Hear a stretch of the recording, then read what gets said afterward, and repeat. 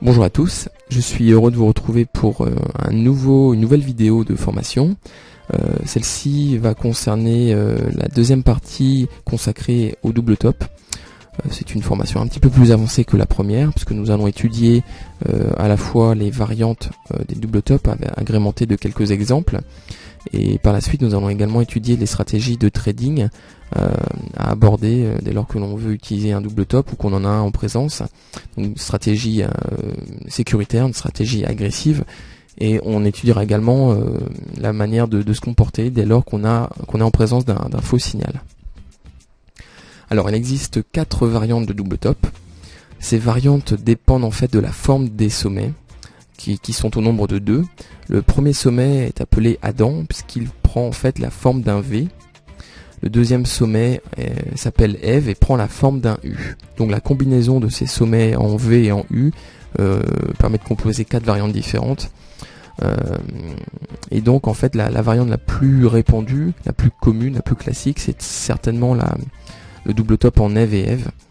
C'est certainement la configuration qu'on le retrouve le plus, notamment à court moyen terme, enfin au-delà de la périodicité daily. Par contre, dès lors que l'on va passer sur des périodicités intraday, c'est vrai qu'on sera peut-être plus en présence de configurations en Adam et Adam. Pour la simple et bonne raison qu'en intraday, les cours sont plus sujets à fluctuer de manière importante liées aux nouvelles fondamentales qui peuvent être publiées, aux chiffres, aux données hebdomadaires, au discours de banquiers centraux. Bref, on a plus de choses, plus d'éléments extérieurs qui ne sont pas intrinsèques au sous-jacent, qui peuvent vraiment influencer les cours, et par conséquent dès lors que ces chiffres vont tomber, par exemple, c'est vrai qu'on aura des mouvements qui pourront être assez violents en intraday et qui sont plus dans l'esprit des sommets en Adam. Alors par contre au niveau des taux de réussite, c'est relativement proche d'une variante à l'autre. Dans à peu près 70% des cas, on va atteindre l'objectif. Les faux signaux sont représentent un pourcentage relativement faible finalement, parce qu'ils s'élèvent à 10-15% des cas. Donc c'est quand même intéressant de se dire que dès lors qu'on prend une position sur un double top, dès lors qu'on a validé une ligne de coup, enfin qu'on a validé la cassure de la ligne de coup, on a 9 chances sur 10 de ne pas être en présence d'un faux signal. Donc c'est quand même quelque chose qui est assez important à prendre en considération. Alors les 15-20% restants représentent en fait le cas intermédiaire où on a une cassure de la ligne de coup, un mouvement qui s'amorce à la baisse, mais on ne va jamais atteindre l'objectif. Donc on peut très bien faire 50% du mouvement, 80%, mais on ne va pas réussir à atteindre l'objectif minimal. Mais bon, c'est quand même déjà pas mal si on peut percevoir une partie du retournement de tendance que l'on a pu détecter grâce à ce double top. Alors nous allons aborder à présent des exemples. Nous allons commencer par 2 exemples en Adam et Ève. Alors ici nous sommes sur le câble, on est sur une périodicité intraday. On a le premier sommet qui respecte bien l'esprit d'un sommet en Adam, puisque l'amorce de ce sommet est assez violente. On a un mouvement qui est très, très rapide, très tendu. Derrière, on va rejeter un niveau de prix et on va se retourner relativement rapidement. Et finalement, ce premier sommet va se composer de relativement peu de barres, peu de barres de 2 heures, peu de périodes, comparé notamment au deuxième sommet qui va prendre plus de temps à se matérialiser et à prendre forme. Alors dès lors qu'on va avoir une cassure de la ligne de coup, on va avoir un pullback qui va se mettre en place. Alors je vous ai évoqué dans la première vidéo concernant les double top que dans de nombreux cas on pouvait avoir un pullback qui est plus profond que le simple test de la ligne de coup. On peut très bien avoir un pullback qui va au-delà de manière assez sensible. Dans ce cas-là, il faudra utiliser d'autres outils techniques que l'on a en notre possession. Ça peut être les niveaux horizontaux, les retracements de Fibonacci, des moyennes mobiles, des droites de résistance, des droites de support qui ont été cassées, qui font désormais office de pullback. Bref, tout ce que vous pouvez utiliser qui peut vous permettre de mettre en évidence une zone de résistance. Ça, il va falloir l'utiliser parce que ça vous permettra de dire, bon, si on casse cette zone, je mets mon stop loss juste au-dessus. Si on la casse, c'est qu'on n'est pas en présence d'un pullback, mais peut-être d'un retournement de tendance à la hausse. Et dans ce cas-là, il vaut mieux couper sa position tout de suite. Donc dans le cas présent, on a retracé en fait la hauteur du deuxième sommet, avec comme point bas le point de rebond au niveau du pullback. Et on se rend compte que ce pullback a buté sur un niveau de résistance intraday assez intéressant, puisqu'il correspondait à la fois à un niveau horizontal ainsi qu'à un retracement de Fibonacci. Donc quelque chose de relativement pertinent. Et le lendemain, on se rend compte qu'on a vraiment accéléré à la baisse. Je vous disais que c'était un objectif minimal. Là, on en a la preuve. On est allé bien au-delà. Même si effectivement on a rebondi un petit peu entre temps, derrière on remarque que ça continue à baisser. Donc objectif minimal qui est très largement, très souvent largement dépassé. Voici un autre exemple d'Adam et Ève. Cette fois, le pullback va s'opérer après avoir atteint l'objectif minimal. Mais nous sommes en présence d'un double top qui est relativement faible compte tenu de la tendance initiale. Il représente une partie relativement faible, c'est ce que je viens de dire, de la tendance qui avait été amorcée sous les 1580 jusqu'à 1720 sur le platine.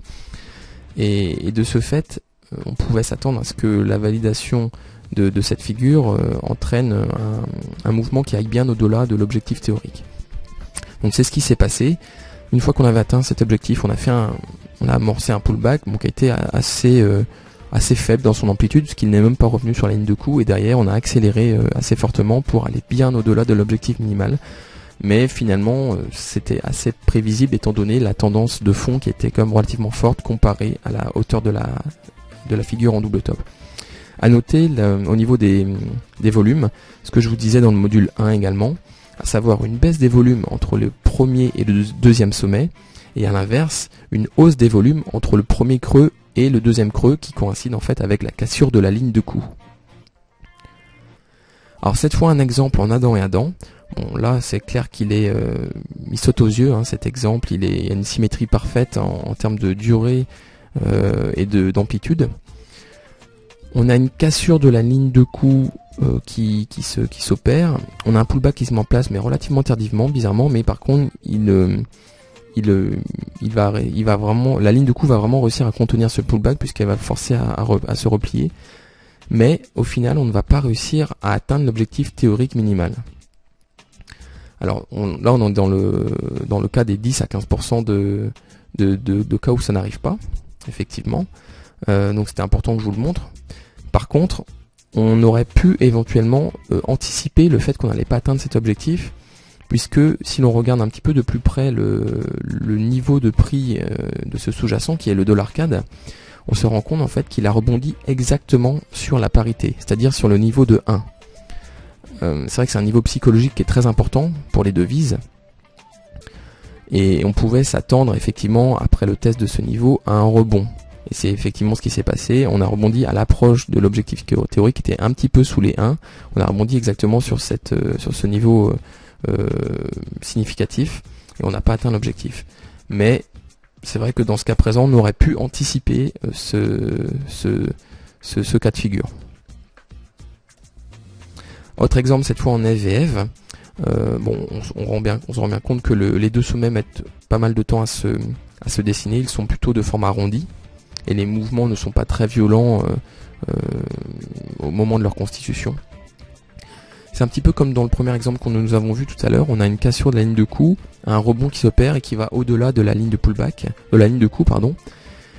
Par contre, on va également buter sur un niveau de résistance intraday avant de se replier derrière pour atteindre l'objectif théorique et aller par la suite bien au-delà. Ce qui est très intéressant, c'est de noter que cet objectif théorique va faire, une fois qu'il sera cassé, office de résistance à plusieurs reprises. Donc ce sont des niveaux qui marquent, malgré tout, ça marque psychologiquement les investisseurs. Au niveau des volumes, là également la théorie respectée, puisqu'on a une baisse des volumes entre le premier et le deuxième sommet, et à l'inverse, une hausse des volumes entre le premier creux et la cassure de la ligne de coup. Autre exemple, cette fois pour une configuration en Ève et Adam. Je vais pas m'attarder plus que ça parce que vous avez compris le principe avec les différents exemples. On a une cassure, on a un retour sur la ligne de coup, un pullback qui est vraiment parfait et derrière on va atteindre l'objectif avant de se reprendre. Donc voilà un exemple vraiment cas d'école également. Alors il existe deux types de stratégies de trading pour les double top. La première stratégie est la stratégie de trading sécuritaire. En fait, c'est la stratégie de base. C'est la stratégie que vous allez appliquer dès lors que vous allez respecter les règles que nous avons vues dans le module numéro 1, à savoir rentrer en position dès lors que vous avez cassé la ligne de coup. Donc cette stratégie est relativement facile à mettre en place, elle est assez intuitive. Et dans ce cas-là, ce qu'il faudra juste penser à bien faire, c'est le positionnement de votre stop. Il faudra que ce stop soit positionné sur un niveau intelligent, et pour ce faire, je vous ramène à ce que je vous ai dit, je vous renvoie à ce que je vous ai dit précédemment, à savoir utiliser tous les outils que vous avez en votre possession pour essayer de trouver une zone qui est la plus susceptible de contenir tout mouvement de hausse qui serait juste une correction technique. Et derrière, par contre, donc pour cette stratégie, l'objectif est bien sûr l'objectif minimal théorique que nous avons pu voir auparavant. En ce qui concerne les stratégies de trading agressives, on peut distinguer deux cas de figure. Le premier cas est l'entrée anticipée. Anticipée, pourquoi? Parce que vous allez en fait rentrer en position avant même que l'on ait cassé la ligne de coup. Vous allez en fait rentrer en position dès lors que le second sommet a été mis en évidence. Après, libre à vous de déterminer à partir de quel moment vous devez rentrer en position, mais c'est ça l'esprit de cette stratégie. Alors, au niveau du stop, il faudra positionner le stop évidemment au-dessus des deux sommets. Ça paraît relativement trivial, mais c'est le cas, parce que c'est important, parce que si vous avez un rebond technique qui s'opère au cours de la descente du deuxième sommet, on peut très bien revenir tester de manière très, très furtive ou ponctuelle le deuxième sommet, sans que ça remette en cause la validité potentielle du double top. Donc il faudra quand même s'assurer à ce que le stop soit placé bien au-dessus de ces deux sommets. Alors, au niveau de l'entrée, donc à vous de voir en fonction de la configuration à quel moment vous pouvez rentrer. Et en termes d'objectifs, vous pourrez scinder cela en deux. Le premier objectif étant correspondre en fait à la ligne de coup. Dans le cas où on serait dans une situation de range, on risque d'avoir un rebond qui s'opère sur la ligne de coup, qui n'en serait pas une pour le coup, ça serait juste une zone de support. Dans ce cas, c'est bien de mettre cet objectif numéro 1 sur cette zone-là pour pouvoir au moins sortir 50% des bénéfices, faire une prise de bénéfices partielle pour ne pas être totalement perdant si la position se retourne. Et si par la suite vous avez une cassure de la ligne du coup, dans ce cas-là, vous pouvez toujours viser l'objectif théorique minimal qui sera votre objectif numéro 2 et sur lequel vous allez sortir les 50% restants de votre position. La deuxième stratégie de trading agressive, en fait un mix entre l'entrée anticipée et la stratégie sécuritaire. Elle va consister à entrer de manière anticipée, mais avec un signal technique autre que le double top. En général, dans ce cas de figure, ça sera souvent une cassure d'une droite de tendance haussière qui vous permettra de rentrer en position. Ça va vous permettre de réduire votre risque. Vous avez un signal à part entière, vraiment qui est relativement fort en soi. Mais en même temps, ça vous permet, toujours dans l'optique du double top, de rentrer vraiment à un niveau de prix très intéressant. Donc vous minimisez votre risque, vous optimisez votre niveau d'entrée. C'est vraiment la stratégie parfaite pour, avec un risque vraiment à peine supérieur à la stratégie sécuritaire, avoir un gain nettement supérieur. Et comme vous le savez, c'est souvent dans la gestion, quand on regarde à posteriori l'ensemble des positions qu'on a pu prendre, c'est souvent quelques positions qui permettent de faire des bons au niveau des track records.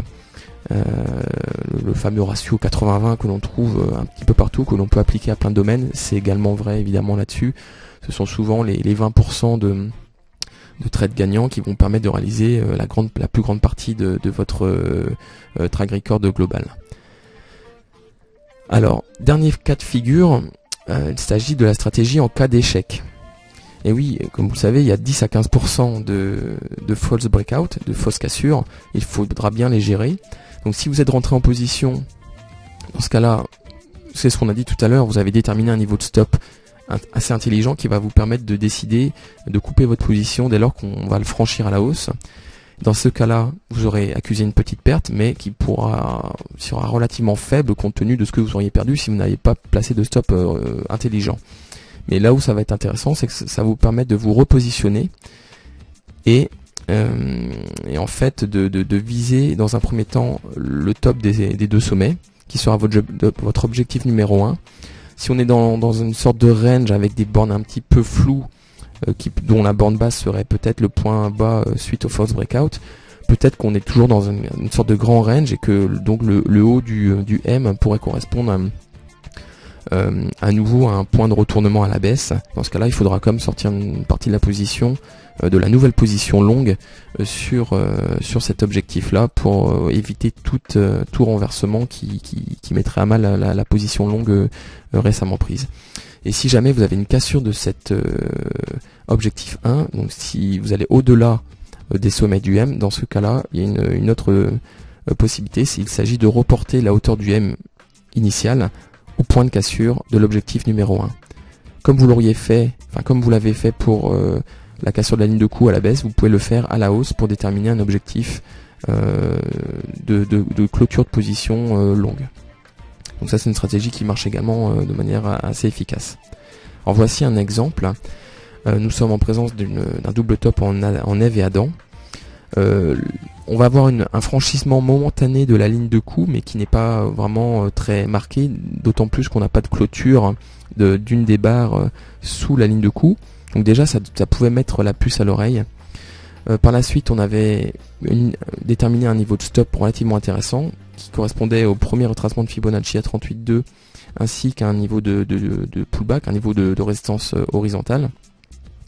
Le fait que l'on franchisse à la hausse avec une clôture journalière au-dessus de cette zone de résistance devait nous forcer à sortir la position short initiale, à la clôturer et à prendre une nouvelle position longue avec comme premier objectif le sommet du double top en Ève et Adam. Alors comme vous le savez, il faut toujours appliquer une petite marge au niveau des objectifs théoriques. Ça, c'est une des règles de money management. On ne va jamais totalement positionner ses objectifs ou ses stops sur des niveaux ronds ou sur les niveaux théoriques. Il faut toujours appliquer une marge puisque les marchés ne sont pas toujours n'évoluent pas de manière totalement rationnelle et il y a toujours des mouvements erratiques de ci de là, donc il faut toujours appliquer une petite marge. Donc là on se rend compte dans le cas présent qu'on n'avait pas atteint l'objectif de manière totalement parfaite, mais avec la marge que vous auriez dû prendre, on peut penser qu'on aurait pu sortir la position, en tout cas une partie de la position sur ce trade là. Voilà, ce module est à présent terminé. J'espère que vous aurez pu apprendre un certain nombre de concepts au cours de ces 2 modules de formation sur le double top. J'espère que dès à présent vous maîtrisez mieux cette figure de retournement et que ça va vous permettre de mieux gérer vos positions et d'optimiser votre money management. De mon côté, je vous dis à très bientôt pour de nouvelles vidéos de formation sur l'analyse technique évidemment. À très bientôt sur AT Chart. Très bonne journée à vous.